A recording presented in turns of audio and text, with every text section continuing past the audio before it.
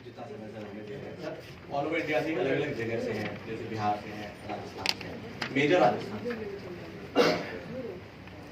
Out session से सारे, तो आपसे मुलाकात करना चाहते थे, फोटोग्राफ खिंचवाना चाहते थे और आपके फ्रॉम द हाउसेस माउंट सुनना चाहते थे कुछ बातें, तो इसलिए यहाँ इकट्ठा हुए हैं सब ट्रैवल करके। तो over to you. Thank you so much माननीय महोदय जी। मैं क्या से शिवराज जी को मैं हमेशा माननीय महोदय कहता हूँ क्योंकि हमेशा ये मुझको मुश्किल में डाल देते हैं किसी। अब मेरा ख्याल से तो आप तो सब प्योर वेस्टिजियंस हैं, आप यूनिफॉर्म वगैरह से सबसे पता चलता है, आपकी ताली, आपकी जोश, आपकी आग से वो सब पता चल रहा है। और मेरे लिए मुश्किल ये हो जाती है कि मैं आप लोगों को क्या बताऊं, जब आप सबको इतनी बड़ी लीडरशिप आपके साथ है जो आपको पूरा प्रॉपरली गाइड कर रही है, तो मैं आपको क्या बता सकूं, यही मेरे लिए मुश्किल होती है। तो अगर कुछ मदद कर दे तो किस बारे में बोला जाए?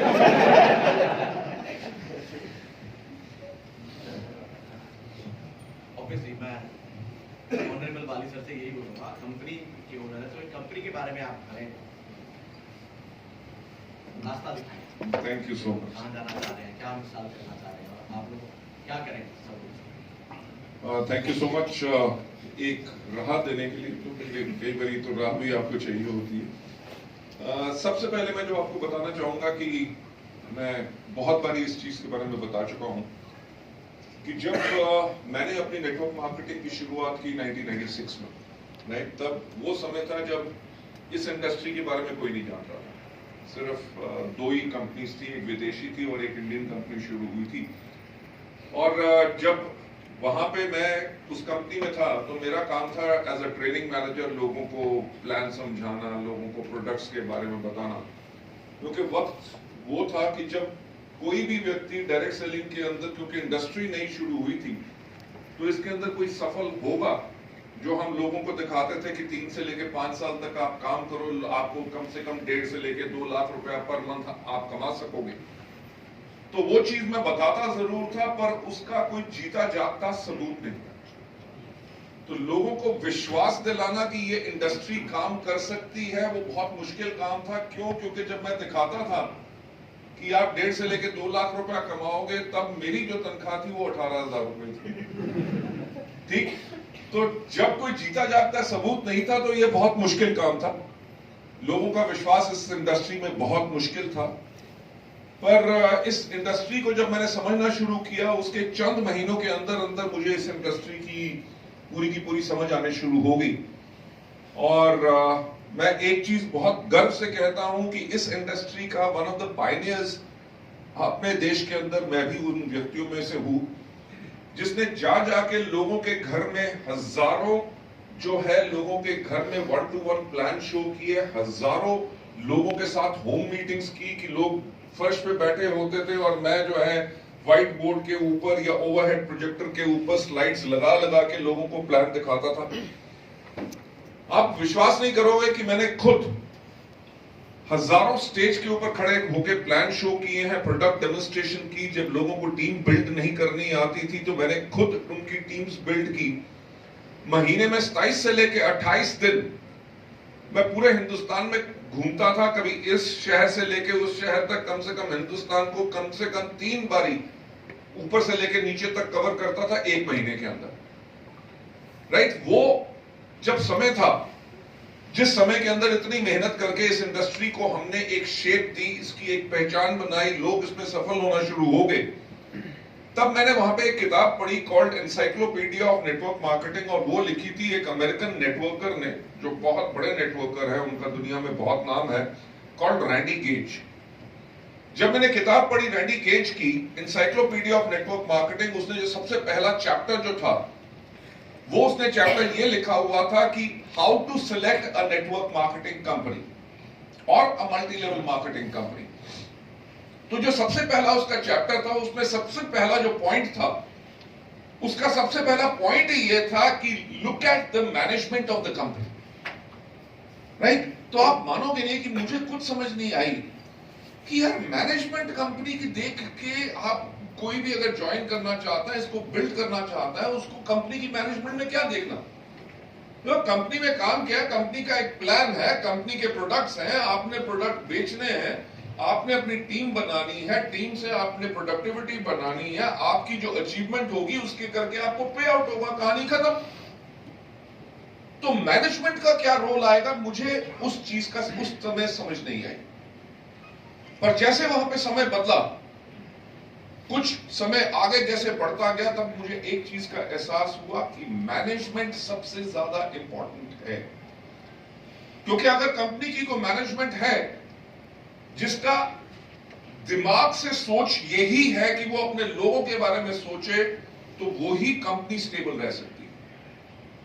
मैंने देखा क्या कि शुरुआत में लोग जो है डायरेक्ट सेलिंग कंपनीज के जो फाउंडर थे या कुछ थे, वो वायदे बहुत बड़े करते थे, पर जैसे ही कंपनी सफल होती थी, सफलता ना ही सिर्फ उनके दिमाग पे चढ़ती थी बल्कि उनकी जुबान पे भी चढ़ जाती थी, यानी कि बददिमाग हो जाते थे और बदतमीज हो जाते थे। इन चीजों से मैंने देखा कि कैसे लोगों का सोच बदलती है, कैसे कंपनियां जो है वो अपने मुनाफे पे ज्यादा चली जाती हैं और लोगों के बारे में सोच बिल्कुल बदलती है। कैसे वो पॉलिसी अपनी मर्जी के अकॉर्डिंगली बनाते हैं जो डिस्ट्रीब्यूटरों के हित में नहीं है। आप मानोगे नहीं कि 6 साल एक कंपनी के अंदर नेशनल सेल्स हेड बनने के बाद मैंने उस कंपनी को छोड़ा, और कोई कारण नहीं था, सिर्फ यही कारण था कि जो उनकी पॉलिसी थी वो डिस्ट्रीब्यूटर्स के हित में नहीं थी। उसके बाद एक और कंपनी में गया, वहां पे कम से कम 2 साल काम किया, वहां पे भी इस कारण से छोड़ा क्योंकि उनकी पॉलिसी जो थी या उनकी सोचने का तरीका मुझसे बिल्कुल अलग था। फिर एक विदेशी कंपनी में, जैसे हमारे यहाँ पे होता ना कि गोरे लोग बहुत पसंद आते हैं, राइट। तो मैंने भी सोचा शायद हिंदुस्तान के अंदर जो हमारे लोग हैं वो उनको कंपनी इस नेटवर्क मार्केटिंग सिस्टम के बारे में नहीं आता। तो मलेशिया की एक कंपनी जहां पे कम से कम 30 साल से नेटवर्क मार्केटिंग चल रही थी, वो कंपनी उस समय 10 साल से ज्यादा पुरानी थी। मैं उसके अंदर मलेशिया के अंदर चीफ एग्जीक्यूटिव ऑफिसर बना, वहां पे उस कंपनी को चलाया। तो सोचा शायद वो एक मैच्योर कंपनी होगी, उनका इंडिया में ऑपरेशन शुरू किए। बल्कि इंडिया में जब ऑपरेशन शुरू किए तो तब लगभग 1.5 साल के बाद ही समझ आ गया कि वो अपने देश में बहुत एक बेहतरीन कंपनी है, बल्कि उन्होंने हमारे देश को बिल्कुल नहीं समझा। तो जो मैं मैनेजमेंट की सोच कर रहा हूं कि जब तक मैंने 3 कंपनीज के अंदर काम करने के बाद एज अ प्रोफेशनल, मैं कभी नेटवर्कर नहीं था, मेरा हमेशा एक्सपर्टीज ये था कि कंपनीज को बेहतर कैसे चलाना है, कंपनी को बड़ा कैसे बनाना है और कंपनी को इस तरह से चलाओ ताकि लोगों को कोई तकलीफ ना हो, लोग उसके अंदर ग्रो कर सके। क्योंकि मेरा यही मानना था कि अगर आपकी कंपनी में लोग ग्रो करेंगे, डिस्ट्रीब्यूटर ग्रो करेंगे, तभी कंपनी ग्रो कर सकती है। मैं जो हमेशा आज के दिन पे कहता हूं, जैसे मुझसे एक व्यक्ति ने पूछा कि आप आज के दिन पे बहुत बड़े आदमी बन गए हो, आपकी कंपनी लगभग 3000 करोड़ की हो गई है, तो आप बड़े इंसान हो गए हो। मैंने उनको एक ही बात कही कि जब कंपनी 2004 में शुरू हुई थी तब भी मेरा कद 6 फुट 3 इंच था, आज भी 6 फुट 3 इंच है। कंपनी बड़ी हुई है, मैं वैसा का वैसा ही हूं। और मैं हमेशा ये कहता हूं कि अगर आज वेस्टीज इतनी बड़ी कंपनी बनी है, वो इसलिए बनी है क्योंकि आप लोगों ने अपना विश्वास वेस्टीज के अंदर दिलवा रखा और हम एंटायर मैनेजमेंट ने उसी तरह से काम किया ताकि जिसके करके आप लोगों की कंटिन्यूअस ग्रोथ हो सके। लेडीज एंड जेंटलमैन, मार्केट की पहचान होना बहुत जरूरी है। जो मैं हमेशा कहता था, अगर किसी की स्टील मिल है, किसी के पास और कुछ है, बड़ा बिजनेस है, उसके पास पैसा बहुत बड़ा है और वो नेटवर्क मार्केटिंग की कंपनी शुरू कर ले, ये जरूरी नहीं है कि वो कंपनी सफल हो।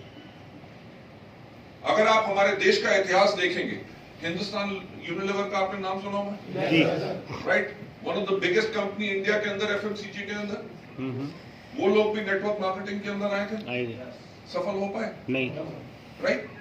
सारा श्री, राइट, डाबर इंडिया और कितनी कितनी हिंदुस्तानी और विदेशी बड़ी बड़ी कंपनियां आई, बल्कि इंडिया में वो सफल नहीं हो सकी।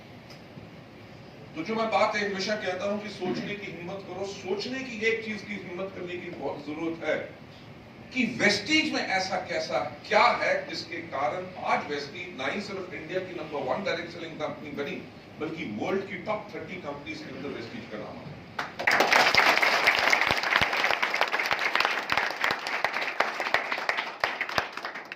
मैं उस चीज का क्रेडिट किसी और को नहीं देना चाहता, उस चीज का क्रेडिट अपनी एंटायर लीडरशिप को देना चाहता हूं। जो वेस्टीज की लीडरशिप है, उन्होंने एक बहुत ही बेहतरीन रोल, पहली चीज जिसके ऊपर मैं जाना चाहूंगा कि मैंने जब 3 कंपनीज के बाद जब सोचा वेस्टीज को शुरू करने, तब तक मैं दुनिया भर में नेटवर्क मार्केटिंग की पावर को पहचान चुका था।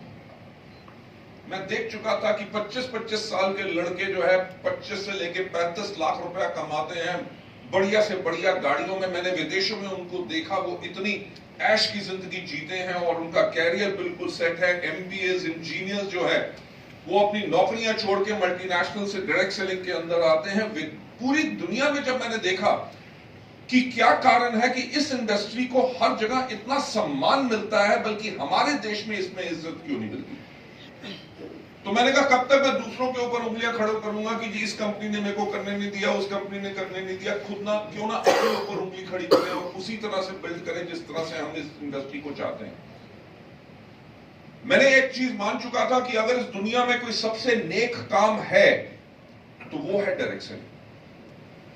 जहां पे आपका भाई नहीं होता, आपका अपलाइन आपका दोस्त होगा या अनजान व्यक्ति होगा, तब भी आपके साथ दिन रात काम करेगा। आपका नेटवर्क ना बने, आपका नेटवर्क बनाता है, नेटवर्क को एजुकेट करता है, कोच करता है, गाइड करता है, उनको सफलता के ऊपर लेके जाता है कि जाओ और जाके अपनी जिंदगी आराम से जियो। इस इंडस्ट्री के लिए जब हमने इसमें शुरुआत की, शुरुआत से लेके अब तक मैं क्रेडिट सबसे बड़ा देना चाहूंगा हमारे लीडरशिप को, क्योंकि उन्होंने कभी भी अगर ऐसी कोई दिक्कत आई जो हमारे फील्ड में अगर हमारे लोगों को है, उन्होंने डायरेक्टली हमारे पास उन चीजों को पहुंचाया। और जब पहुंचाया कि हमारे फील्ड में क्या होना चाहिए, तकलीफ की मैं सिर्फ बात नहीं कर रहा, उन्होंने हमेशा अच्छे सुझाव दिए। और सबसे बड़ी बात जो मैं हमेशा कहता हूं कि हमेशा से कहता हूं और आज भी कहता हूं कि इस दुनिया का सबसे अक्लमंद आदमी मैं नहीं हूं। ठीक, भगवान ने हमें 2 कान दिए थे ताकि हम ज्यादा सुन सके, एक मुंह दिया था ताकि हम कम बोल सके। अगर भगवान चाहते कि हम ज्यादा बोले और कम सुने तो एक हमारा कान होता, 2 मुंह होते ताकि सारा दिन पप पप पप पप करके बोलते रहो। तो एज अ गुड मैनेजमेंट हमने हमेशा यही चीज की कि अपने लोगों की सुनी, उन चीजों के अंदर बेहतर हम चीजों में कैसे बदलाव ला सकते हैं। आप लोगों के पास फोन है, हर एक के पास स्मार्टफोन्स, हर 6 महीने में नया फोन आता है, नए फीचर्स आते हैं, नई एप्लीकेशन आती है, कैमरे बदल जाते हैं, हर कुछ बदल जाता है। यानी कि बदलाव बहुत जरूरी है बेहतरीन चीजों के लिए, राइट? तो उन चीजों को हम कैसे कर सकते हैं, उन चीजों के ऊपर हमने हमेशा एक काम किया, हर एक चीज के ऊपर सोच के काम किया। क्यों? क्योंकि आज के दिन पे 17.5 साल जो हमें हो गए हैं और कुछ महीनों के अंदर, 2 या 3 महीनों के अंदर हम 18 साल के हो जाएंगे, राइट? तो भारतवर्ष के अंदर वोट डालने की उम्र क्या है और शराब पीने की क्या उम्र है? यानी कि नशा करने की उम्र नहीं है। यानी कि हम लोग अब अडल्ट हो गए। मैं जो आपसे वो मजाक की बात कर रहा था, जो मैं बात आपसे कह रहा हूं कि जो हमारा लगभग 18 साल का वक्त हो गया है जिसके अंदर हम एक बेंचमार्क बन चुके हैं। बेंचमार्क इन द सेंस आपने देखा है कि कंपनियां आती हैं, वो क्या करती हैं, वेस्टीज की तरह बिल्कुल काले कोट, काली पैंट, काली कमीज, टाई अलग, क्योंकि उनके सोचने की हिम्मत ही नहीं है कि क्या अलग करें। सारी की सारी कंपनियां ये कहती हैं जो वेस्टीज कर रही है वही कर लो, जिस तरह के प्रोडक्ट ला रही है वही ले आओ, उसी तरह का एजुकेशन सिस्टम ले आओ। अगर वो ऐसे साइन बना के फोटो खींचते हैं तो आप और कुछ कर लो।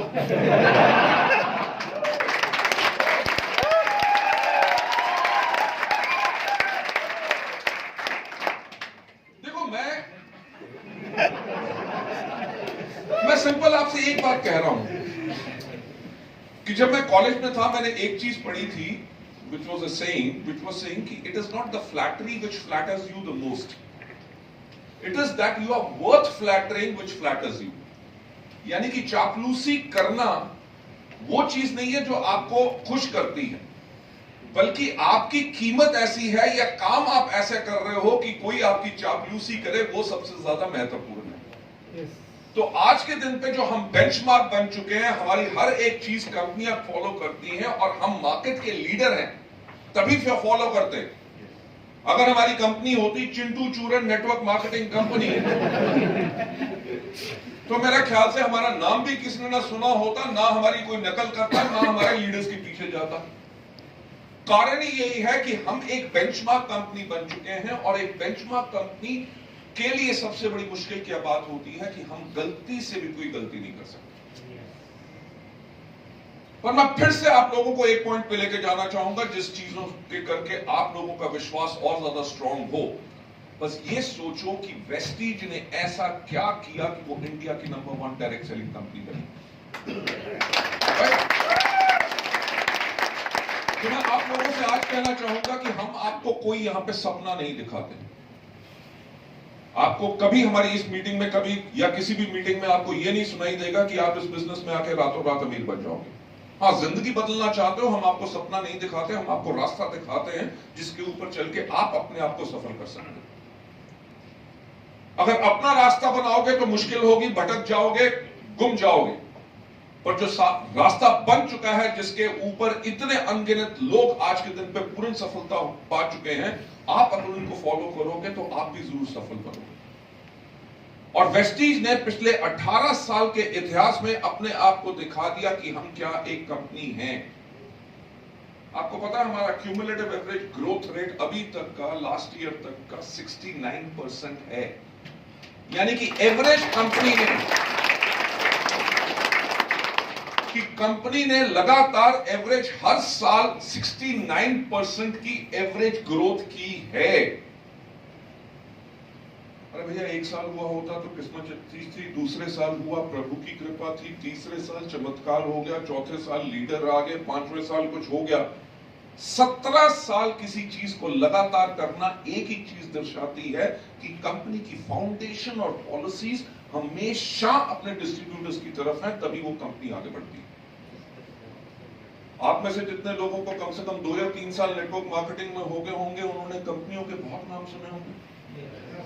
राइट, आती हैं 2 महीने, 3 महीने, 6 महीने हल्ला मचाती हैं, उसके बाद कहां जाती हैं कुछ पता नहीं चलता। हकीकत की बात है, और ये नेटवर्क मार्केटिंग का इतिहास है।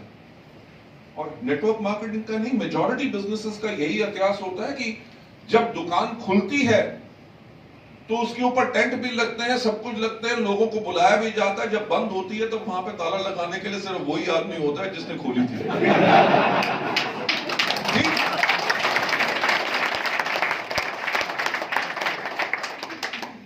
तो वेस्टीज की सफलता के ऊपर सबसे बड़ा हाथ जो है कंपनी की मैनेजमेंट का और कंपनी की हमारे लीडरशिप का।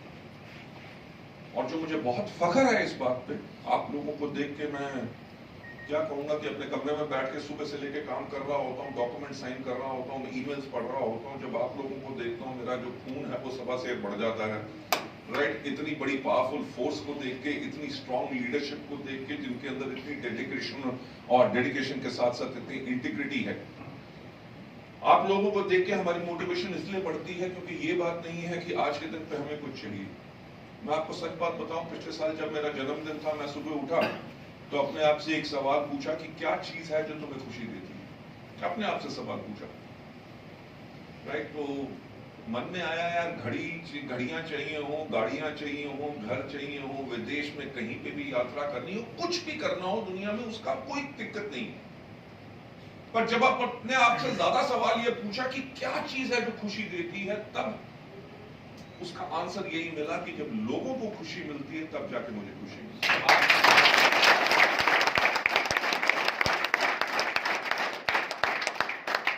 YouTube के ऊपर आपने देखा होगा, हमारे ऐसे कितने लोग हैं जो आंखों से देख नहीं सकते, वो आज महीने में कम से कम 3-3.5 लाख रुपया पाते हैं। आपने ऐसे लोगों को देखा होगा जो बिल्कुल अनपढ़ हैं, महीने में 6 से लेकर 8 लाख रुपया पाते हैं। हमारे यहाँ पे कहानियां इतनी अनगिनत हैं। मैं आपको 2 के बारे में बताना चाहूंगा, सुनना चाहोगे? थैंक यू सो मच, आपने हाँ कह दिया। राइट, मैं आपको एक जो कहानी मुझे बहुत प्रभावित की, उस व्यक्ति का मुझे नाम अभी याद नहीं है। हम पूना की हमारी क्राउन एंड अबव मीटिंग हुई थी, मैं उसके अंदर गया। जब मीटिंग खत्म हुई तो वो एक व्यक्ति आया मेरे पास कि सर आपके साथ फोटो खिंचवा सकता हूं? मैंने कहा जरूर। तो जब उसके साथ फोटो खिंचवाने लगा तो उसने कहा सर मुझे मुबारक दीजिए। मैंने कहा मुबारक हो, पर किस बात की? ही सेड जी मैंने अपने 12.5 लाख रुपया पूरा पेमेंट डाउन करके अपने लिए एक किया कार खरीदी है। मैंने कहा वेरी गुड, क्योंकि बहुत लोग तो किस्तों पे लेते हैं, ईएमआई पे। मैंने कहा पूरी डाउन पेमेंट करके? कहता हाँ। कहता सर मेरा एवरेज चेक जो है महीने का 5 लाख रुपया है। मैंने कहा बहुत अच्छी बात। ही सेड सर वेस्टीज से पहले टायर पे पंक्चर लगाया करता था। यार और कोई व्यक्ति हो, आप मेरे को एक बार बताओ, पंक्चर लगाने वाला, हाँ जी आप लगाते थे, फैंटास्टिक। और अभी आपका क्या लेवल है? गोल्ड है, फैंटास्टिक। मेरे ख्याल से जोरदार तालियां।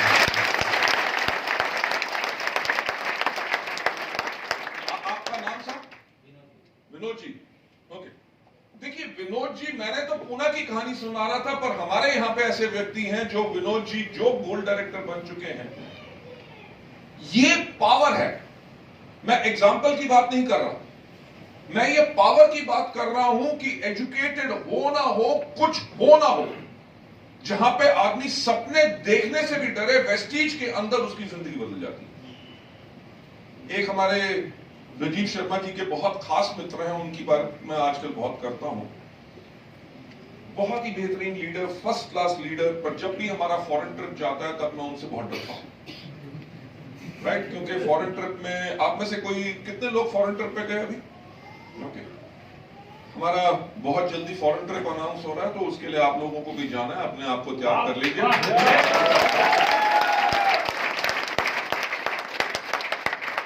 पिछले 2 साल में कोविड में नहीं ले जा सके, पर अब फिर से वो सब चीजें शुरुआत हो रही है और हम दुनिया को फिर से दिखाएंगे कि हम क्या कर सकते हैं। और हमने जो अभी तक किया वो एक फ्लूक नहीं था, वो एक्चुअली हमारा डिजाइन था। तो मैं जिस व्यक्ति की बात कर रहा था, हमारा फॉरेन ट्रिप में क्या होता है कि एक रात को हमारा होता है गाला डिनर।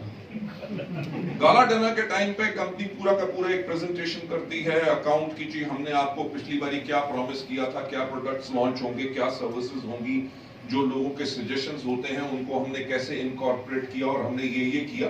तो एक तरह का अकाउंट होता है जो हम अपनी लीडरशिप को देते हैं। तो उसके बाद गाला डिनर होता है, डांस, खाना खाना सब कुछ। तो वो जो हमारे फैंटास्टिक लीडर हैं वो बहुत कमाल के आदमी है, पर होता क्या था, जिस दिन गाला डिनर होता था वो 2 छोटी छोटी लेते थे, ज्यादा नहीं। और उसके बाद स्टेज के ऊपर ऐसे डांस करते थे कि कोई आदमी मार नहीं सकता। और जब पसीने से भिग जाते थे बिल्कुल डांस करते करते, मैं जब खड़ा होता था लोगों को देख रहा होता था, कहीं से भाग के आते थे, गीली सी पप्पी दे के भाग जाते थे। तो मैंने कम से कम 2-3 बारी उनके बारे में देखा ये चीज। तो लास्ट जब हमारा ट्रिप गया तो हमारी कंपनी के जो 7 लोग थे, मेरे को समझ नहीं आती थी इनको होता क्या यार, आदमी तो बहुत बढ़िया, पर यहां पे आके क्या हो जाता। तो लास्ट टाइम जो मैं गया, मैंने अपने लोगों को कह दी, मैंने कहा वो आदमी पहचान लो, उसको मेरे पास नहीं आने देना। पर आदत से तो दुनिया मजबूर होती है, वो भी मजबूर था। उसको मेरे प्लान का नहीं पता था, पर उसका प्लान सेट था, राइट? कि आज भी वही करना जो पहले किया। तो वो जैसे भाग के आया तो मैंने पकड़ लिया। मैंने कहा यार मेरे को एक बात बता, तू इतना अच्छा आदमी, क्या तेरे को यहां पे आके क्या हो जाता है? मैंने कहा क्या वो भूत अंदर आता है कि होता क्या है? कहता सर आपने मुझे इसलिए रोका है क्योंकि आपको मेरी कहानी नहीं पता। मैंने कहा क्या? 6 बच्चे हैं, 6 बेटियां, 5 है। हाँ। तो ही सेड कि मेरी 5 बेटियां हैं। कहता इलेक्ट्रिशियन था, महीने में कई बार 2,500 रुपया कमाना भी बहुत मुश्किल था। ही सेड जिंदगी इतनी मुश्किल थी कि मैंने 3 बारी आत्महत्या करने की कोशिश की। कहता आज के दिन पे वेस्टीज के करके ऑन एवरेज 6 लाख रुपए से मेरी ऊपर आमदनी है। मर्सिडीज मेरे पास है, 2 करोड़ का मैं अपने लिए फ्लैट ले चुका हूं। कहते मेरी जिंदगी जो आज बदली है वो वेस्टीज ने बदली।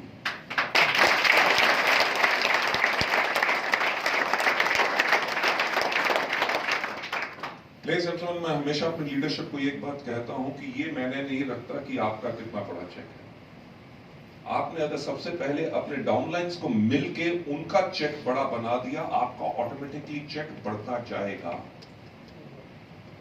राइट? आज के दिन पे हमारी लीडरशिप दिन रात जो काम करती है, सारा दिन ट्रैवल करती है। इंतजार कर रहे थे कि कोविड खत्म हो। कोविड के अंदर भी जूम मीटिंग्स, अलग अलग ट्रेनिंग प्रोग्राम्स आपके लिए करते हैं। हर एक आपको गाइड करते हैं, कोच करते हैं, मेंटर करते हैं। वो इसलिए करते हैं कि इसलिए नहीं कि इनका चेक बढ़े, क्योंकि जो इनका ये चेक आ रहा है, अगर ये काम करना बंद भी कर दें तब भी इनका चेक आता रहेगा और हर कुछ महीनों के बाद बढ़ता रहेगा। तो पॉइंट ये है कि जो हमारी कंपनी का विजन है कि हम लोगों की मदद करें कि लोग अपनी जिंदगी को जी सकें, वो भी आर्थिक आजादी के साथ, उसके ऊपर हम सब काम कर रहे हैं। तो ये बिजनेस ना होके एक मिशन है, एक हमारा ये मकसद है कि हम लोगों की जिंदगियां कैसे बदलें। आप लोगों का ज्यादा ना समय लेते हुए आपको थोड़ा सा कंपनी के बारे में बताना चाहूंगा। हमारी कॉन्टिन्यूसली ग्रोथ इसलिए रही है क्योंकि कंपनी जो है हमेशा फ्यूचर के लिए काम करती है। जो हमेशा मेरा एक कहना रहा है और जिस करके हम सफल हुए हैं, मैं हमेशा एक बात कहता हूं कि सफलता उन्हीं को मिलती है जिनकी तैयारी अच्छी होती है। तो आप लोगों ने भी जो सफल बनना है, आप लोगों ने जो सफल बनना है, उसके लिए ये मत सोचो कि हमारा प्रोडक्ट सिर्फ प्रोडक्ट बेचने का बिजनेस है, बिजनेस, या हमारा बिजनेस सिर्फ लोगों को मेंबर बनाने का बिजनेस है। हमारा बिजनेस है बिजनेस ऑफ लीडरशिप।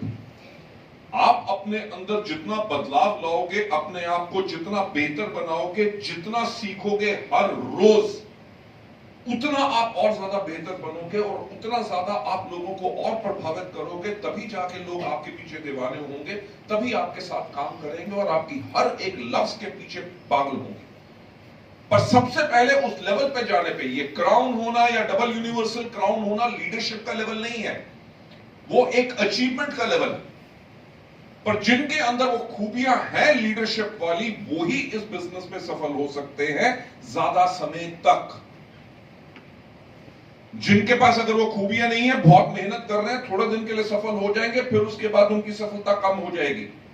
एक अपार सफलता पाने के लिए अपने अंदर कॉन्टिन्यूअस इंप्रूवमेंट लाना बहुत जरूरी है। उसी तरह से कंपनी को मैनेज करने के लिए भी हम हमेशा एक काम करते हैं कि आगे आने वाले समय की हमेशा हमारी तैयारी रहनी चाहिए। मैं आपको कुछ एग्जांपल्स देना चाहूंगा। पहला एग्जांपल हमारा 2011 का है, जब हमें लगभग 7 साल हुए थे। तो जब हमें 7 साल हुए तब हमने एक किताब निकाली। उस किताब का नाम था फ्रॉम हियर टू इटर्निटी, यानी कि उसका नाम हमने हियर टू इटर्निटी का मतलब क्या रखा, अब से लेके अंत काल तक। हमने लोगों से एक प्रॉमिस किया कि वेस्टीज एक कंपनी है जिसको अभी सिर्फ 7 साल हुए थे, कि अब से लेके अंत काल तक वेस्टीज रहेगी।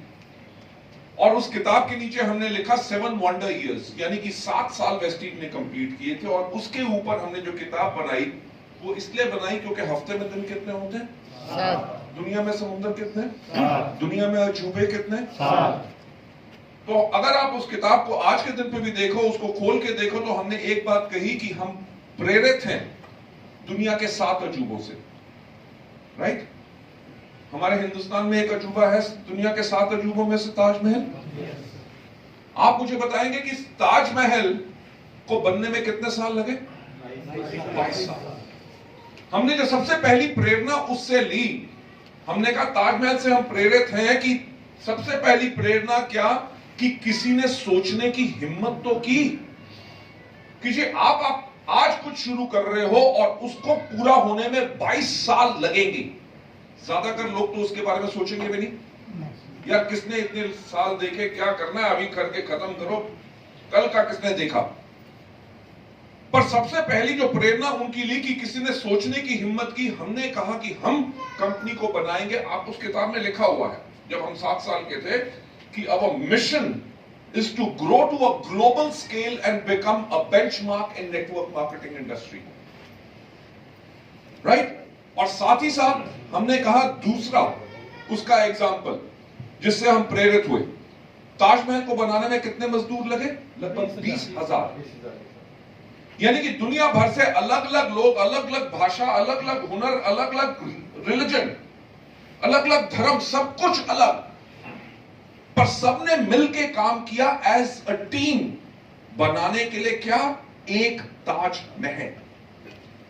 हमने कहा हम दुनिया भर में, पूरे हिंदुस्तान में अलग अलग प्रांतों में, दुनिया भर में अलग अलग देशों में जाके बनाएंगे वेस्टीज को one of the largest direct selling companies in India, जो कभी इंडियन कंपनी ने नहीं किया। ये हमारी प्रेरणा थी, राइट।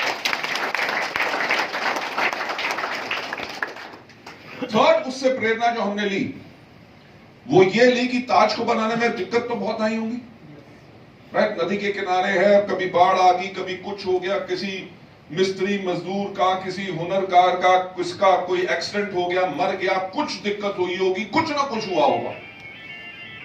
पर उससे जो हमने इंस्पिरेशन ली कि वो इंस्पिरेशन ली कि परसिस्टेंस एंड परसिवरेंस, कि जो आपने मकसद चुन लिया है उसके रास्ते में कोई भी दिक्कत आए तब भी हम लगे रहेंगे अपने लक्ष्य से, कभी हम हटेंगे नहीं। और दूसरी एक लास्ट चीज मेरे को बात बताओ कि ताज को बने में कितने साल हो गए? 400 साल। इतनी टेक्नोलॉजी, इतनी इंजीनियरिंग एडवांस हो चुकी है, पर दुनिया में ताज कितने हैं? एक। कि हमने कहा कि हम उस तरह की एक कंपनी बनाएंगे जिसकी नकल बेशक दुनिया में करे, पर उस तरह की वो कंपनी जिसको कोई डुप्लीकेट ना कर सके।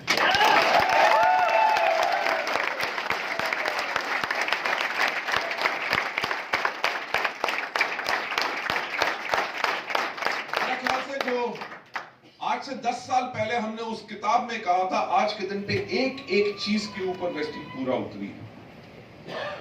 2011 की मैं जो बात कर रहा हूं, 2011 में हमारा एनुअल टर्नओवर था सिर्फ 50 करोड़, ठीक।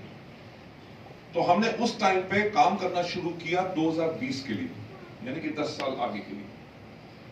हमने एक बात उस टाइम पे रियलाइज की कि 2020 के अंदर हिंदुस्तान की 70% जो जनसंख्या होगी उसकी उम्र 35 साल से कम होगी। 10 साल के बाद हमने कहा अगर 10 साल के बाद अगर 35% से कम लोगों की उम्र होगी, 70% लोगों की, तो उनको किस तरह के प्रोडक्ट्स चाहिए, किस तरह की कंपनी चाहिए, किस तरह का एजुकेशन सिस्टम चाहिए, किस तरह की वेबसाइट्स चाहिए, किस तरह की टेक्नोलॉजी होगी। हमने उन सब चीजों पे काम किया। यूथ एम्पावरमेंट प्रोग्राम शुरू किए, वुमेन एम्पावरमेंट प्रोग्राम शुरू किए, True Man's, Mistral of Milan, Assure Natural, Skin Formula 9, हर एक चीज अपने ट्रेनिंग, हर एक चीज को आने वाले समय के लिए तैयार कर लिए। और आप मानोगे नहीं कि 2020 जब हमने क्लोज किया था तब हमारा टर्नओवर था 2200 करोड़।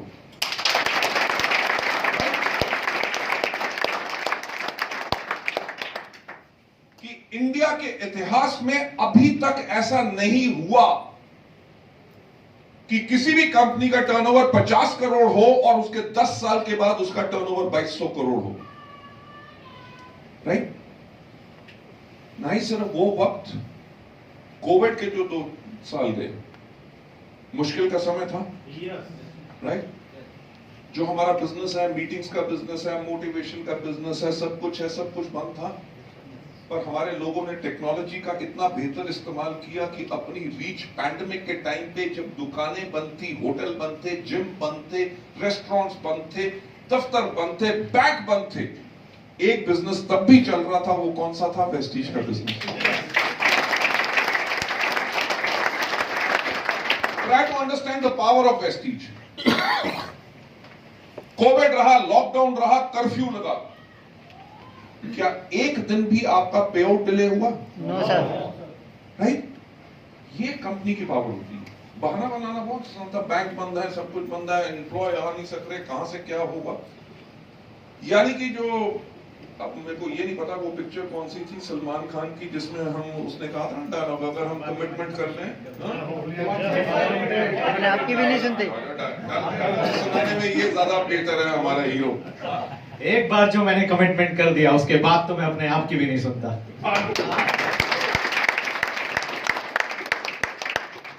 लेडीज एंड जेंटलमैन, देखो समय के ऊपर किसी भी स्ट्रॉन्ग ऑर्गेनाइजेशन और कंपनी की सोच के बारे में पता चलता है, ठीक है।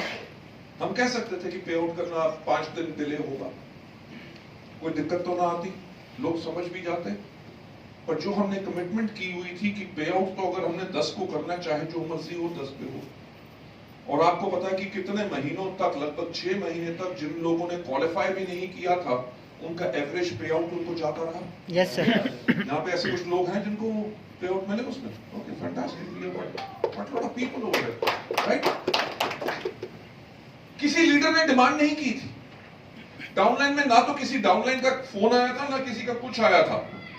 पर पॉइंट ये है कि कंपनी ने एक बात सोची कि जहां पे लाखों लोगों की जिंदगियां वेस्टीज से जुड़ी हुई हैं, अगर लॉकडाउन के करके वो क्वालिफाई नहीं कर सके, उनकी गलती तो नहीं है, गलती तो कंपनी की भी नहीं थी। पर दिल में अगर दर्द हो कि उनका घर कैसे चलेगा, उन चीजों के करके कंपनी ने, बेशक हमारा टर्नओवर डाउन था, कंपनी ने अपने प्रॉफिटेबिलिटी में से अपने लोगों का ख्याल रखा। मेरा ख्याल से ये एग्जांपल्स बहुत बड़े एग्जांपल्स होते हैं, क्योंकि हमारे पूरे देश के अंदर किसी कंपनी ने नहीं किया। मुझे बाकी कंपनीज के लीडर्स भी मिलते हैं, जब उनको हमारे लीडर्स बताते हैं कि हमारी कंपनी ने ये काम किया, तो वो खुद हैरान होते हैं कि आप लोग कैसे ये कर सकते हो जो बाकी सोच भी नहीं सकते। लेडीज एंड जेंटलमैन, जो मैं हमेशा कहता हूं कि सफलता उन्हीं को मिलती है जिनकी तैयारी अच्छी होती है। हमने आने वाले वक्त के लिए अपनी तैयारी कर ली है, 2025 के लिए और 2030 के लिए भी। 2030 में दुनिया कैसी होगी, लोगों को किस तरह के प्रोडक्ट्स चाहिए होंगे, किस तरह की ट्रेनिंग्स चाहिए होंगी, किस तरह का दुनिया बनेगी, उन चीजों के हमने ऊपर पूरी की पूरी तैयारी कर ली, राइट? तो ये मैं आप लोगों को बता दूं कि आने वाली दुनिया क्या होगी आने वाले 5 और 10 साल के अंदर। आप में से कितने लोग हैं जिनके पास मोबाइल फोन है? हर एक के पास स्मार्टफोन्स, राइट? आप में से कितने लोग हैं जो व्हाट्सएप पे हैं, जितने फेसबुक पे हैं, इंस्टाग्राम पे हैं, या कोई ना कोई सोशल मीडिया हैंडल्स यूज करते हैं? Almost everybody. आज के दिन पे आपको मैं बताना चाहूंगा, सचमुच ध्यान रखिएगा, 2 जो डर सबसे बड़े हैं। सबसे पहला डर, जब आपका मोबाइल फोन ना मिले। कभी किसी को घबराते देखा? ढूंढते हो यार मेरा फोन कहां गया, यार घंटी मार लो, पता नहीं कहां चला गया, कहीं ना कहीं। उसका चैन जो है वो बेचैन हो जाता है जब तक मोबाइल फोन ना मिले, ठीक? दूसरा सबसे बड़ा डर, जब फोन की बैटरी डेड हो रही हो या सिग्नल ना आए, राइट? लोग चार्जर लेके घूमते हैं, बैटरी पैक्स लेके घूमते हैं, ताकि कहीं मिले वो छोटी पिन वाला है, जरा लगा, इस पे लगाओ। सिग्नल ना आए तो घुमा फिरा के ऊपर नीचे करते रहते हैं, पता नहीं कहां से पकड़ के आ जाएगा थोड़ा सा भी। आप लोग अपना चेहरा शीशे में आजकल कभी इतना नहीं देखते जितना अपना मोबाइल फोन सारा दिन देखते हो। आज के दिन पे टिकट बुक करानी हो, खाना बुक कराना हो, कहीं रास्ता ढूंढना हो, ट्रांसलेशन करनी हो, कुछ भी करना हो, आपका मोबाइल फोन आपके लिए हर चीज करता है। आने वाले 5 साल is going to be full blown digital age, जिसके लिए हम आप लोगों को तैयार करेंगे बहुत जल्दी। सोशल मीडिया के ऊपर आप अपने बिजनेसेस को डिजिटली कैसे बढ़ा सकेंगे? आपने इन्फ्लुएंसर्स एंड ब्लॉगर्स का नाम सुना होगा, राइट? आप लोग इन्फ्लुएंसर कैसे बन सकते हो, आप अपने बिजनेस को कैसे उसमें पोस्ट कर सकते हो, पूरी की पूरी जानकारी हम आपको देंगे, पूरे टूल्स देंगे कि आपकी किस तरह की पोस्ट को लोग कितने फॉलो करते हैं, आपकी जो कॉन्टैक्ट लिस्ट है उसके अंदर कितने लोग जो हैं जिनको अपॉर्चुनिटी के ऊपर पसंद करते हैं, कितने प्रोडक्ट्स के ऊपर पसंद करते हैं, कैसे आप इन चीजों को बिल्ड कर सकते हो। वेस्टीज ने प्रोडक्ट डिलीवरी और प्रोडक्ट्स के ऊपर आने वाले 5 साल की तैयारी बिल्कुल कर ली है, क्योंकि हमारा 2025 तक का लक्ष्य है कि हम इंडिया में नहीं बल्कि इंडिया के अलावा 50 और देशों में हो और दुनिया की टॉप 10 डायरेक्ट सेलिंग कंपनीज में वेस्टीज है।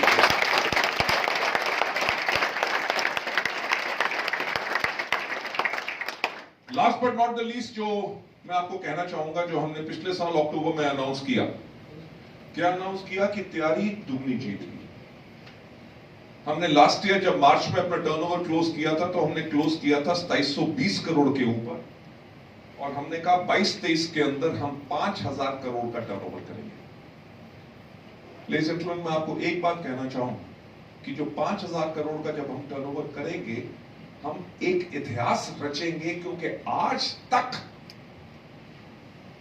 Multi level marketing, direct selling की हिस्ट्री में किसी कंपनी ने इंडिया में 5,000 करोड़ का टर्नओवर नहीं किया।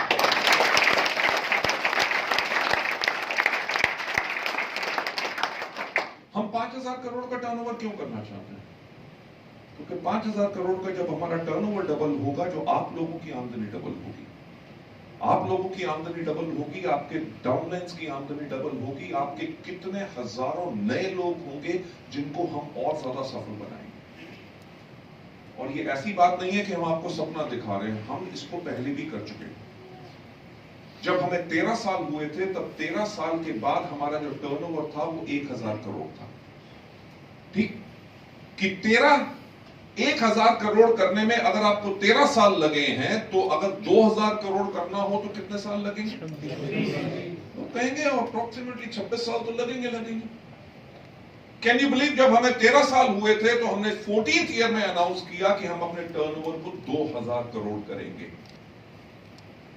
तो हम 2,000 करोड़ तो नहीं कर सके, बल्कि हमने 1,857 करोड़ किया, यानी कि 85% की ग्रोथ 1,000 करोड़ के टर्नओवर के ऊपर।